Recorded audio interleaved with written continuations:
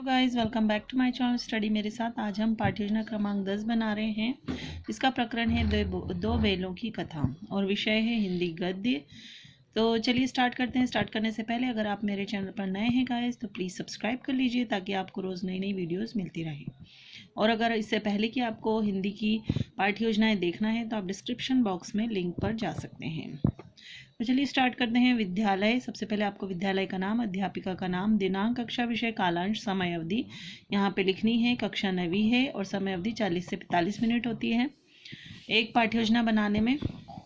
उसके बाद आ जाएगा ये सब लिखने के बाद सबसे पहले पाठ्य योजना में आपको ये सब पूरा देना पड़ता है, लिखना पड़ता है। उसके बाद आपको सामान्य उद्देश्य, तो ये हमारी पाठ्य योजना के सामान्य उद्देश्य हैं। आप स्क्रीनशॉट लेकर भी लिख सकते हैं, नहीं तो हम पढ़कर सुना रहे हैं। छात्रों के शब्द उच्चारण को शुद्ध करना, छात्रों के शब्द भंडार का विकास करना, छात्रों में भाषा से संबंधित ज्ञान की वृद्धि करना, छात्रों में प्राप्त ज्ञान को प्रकाशित करने की योग्यता विकसित करना, छात्रों में स्पष्ट अर्थ समझने की शक्ति को विकसित करना, छात्रों की तार्किक शक्ति तथा मनन करने की शक्ति को विकसित करना, छात्रों को गद्य की विभिन्न शैलियों का समुचित ज्ञान, छात्रों को भाषा के द्वारा नैतिक तथा चारित्रिक विकास करना।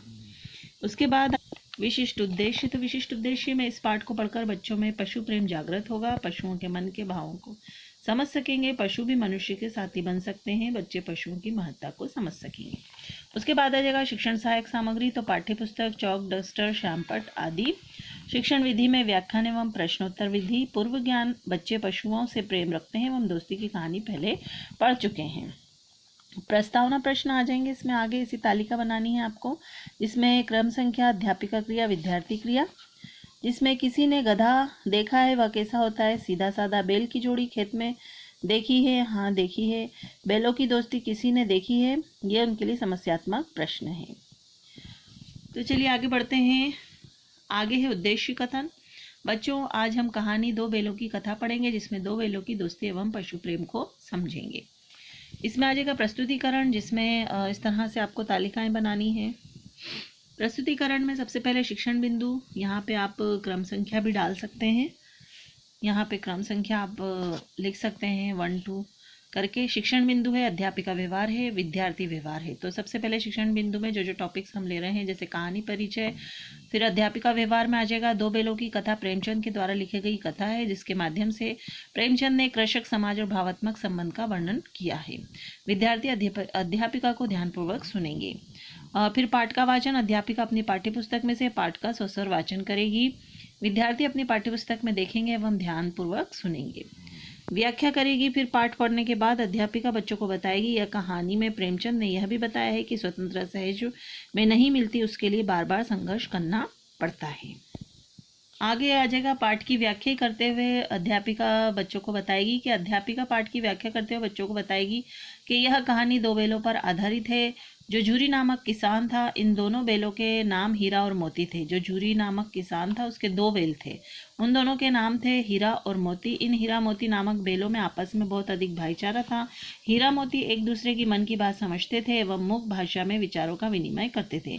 मुख भाषा यानी जानवरों की कोई ऐसी लैंग्वेज नहीं होती है, तो मुख भाषा में ही अपने विचारों को दर्शाते थे। एक दिन झूरी की पत्नी ने अपने भाई को इन दोनों बैलों को दे दिया। झूरी किसान हीरा मोती का बहुत अधिक ध्यान रखता था एवं दोनों से बहुत ज़्यादा प्रेम करता था। पत्नी के भाई, जिसका नाम गया था, उसने हीरा मोती का ठीक से ध्यान नहीं रखा, जिसके कारण दोनों वहां से भाग गए।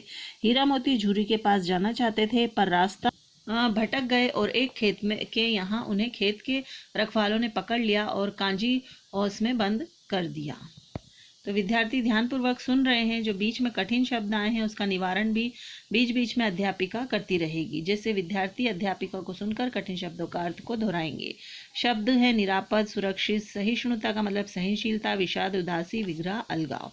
अब पाठ्य की व्याख्या आगे करते हुए, कांजी हाउस में हीरा मोती को खाने को ढंग से नहीं दिया जाता था, जिसकी वजह से हीरा मोती वहां से भी भाग गए थे। भागते भागते उन्हें अपने असली मालिक झूरी का घर मिल गया। झूरी उन्हें देखकर बहुत प्रसन्न होता है और उन्हें खूब प्रेम करता है और अपने पास वापस से रख लेता है। तो ध्यानपूर्वक जो है विद्यार्थी ये कहानी को सुन रहे हैं।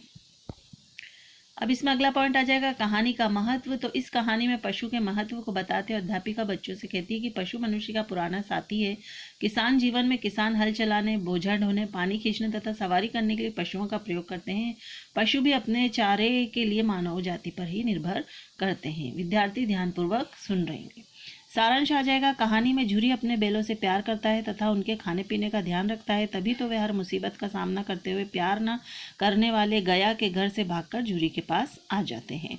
यानी जानवर जो है वो प्रेम को समझते हैं। जो झुरी था वो उन्हें प्यार करता था, उसे अच्छे से खिलाता पिलाता था, और गया जो उसकी पत्नी का भाई था वो उनका बिल्कुल ध्यान नहीं रखता था। तो वो वहाँ से भाग करके वापस से झुरी के पास आ जाते हैं दोनों। तो ये था हमारी पाठ्य योजना। आगे जो है पुनरावृत्ति प्रश्न आ जाएंगे, जिसमें दोनों बैलों के नाम क्या थे, बैलों को किसके पास भेजा गया था, बैल भागकर किसके पास वापस आ गए थे। इसके बाद आ जाएगा श्यामपट्ट कार्य। तो इसमें दिनांक, कक्षा, कालांश, विषय हिंदी, दो बैलों की कथा प्रकरण है। एक शब्द में उत्तर दें। झुरी के साले का क्या नाम था, गया। पहली बार गया के घर से भागकर दोनों बैल कहाँ पहुँचते थे, झुरी के घर। अब उसके बाद आ जाएगा गृह कार्य। किताब में दिए शब्दार्थ को अपनी उत्तर पुस्तिका में लिख कर लाना है। फिर हस्ताक्षर तालिका बना लीजिए, या हस्ताक्षर के लिए ऐसे 3 लिख लीजिए, अध्यापिका हस्ताक्षर, विषय विशेषज्ञ हस्ताक्षर और पर्यवेक्षक हस्ताक्षर। तो यहाँ हमारी पाठ्य योजना समाप्त हुई। उम्मीद करते हैं आपको हमारी पाठ्य योजना अच्छी लगी होगी। अच्छी लगी हो तो लाइक शेयर ज़रूर करें। Thank you for watching.